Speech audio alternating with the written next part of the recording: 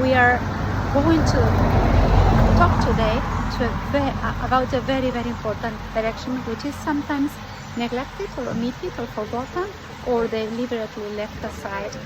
That is the direction of below. And this is a very, very important direction, because below is essential to construct the sacred Octahedron, which has two different points. There are two different pyramids, and one of the pyramids, that is the rooting pyramid, is pointed below. So below is also a magical direction that we have to take into account. And we are now, we have reached the site of the springs. We are looking at the directions from the perspective of the magical place of Glastonbury, and we are here at the western side of the tour.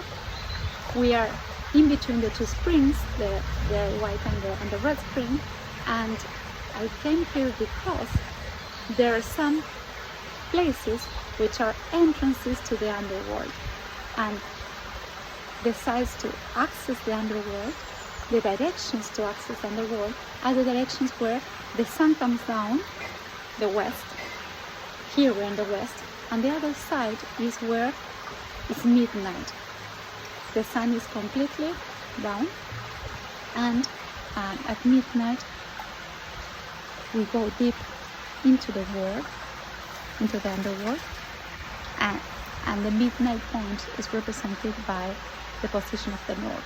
So west and north are the sides where we can access the beings, the contacts, the sides of the underworld. And I came first to this western side, because here it's a very it's a portal to the underworld, and I will show you to you now. This is a portal. So here we have a temple, the entrance to a temple of the underworld. In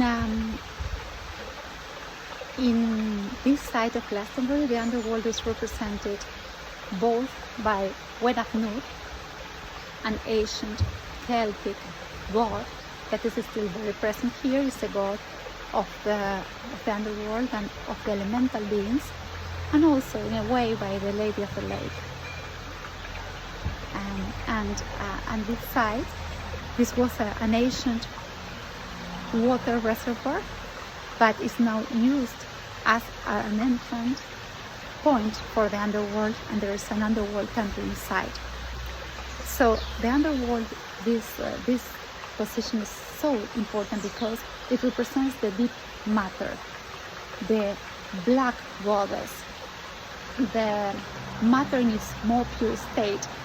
And in the deep matter is where lies the most pure light of divine spark. This is the secret that lies in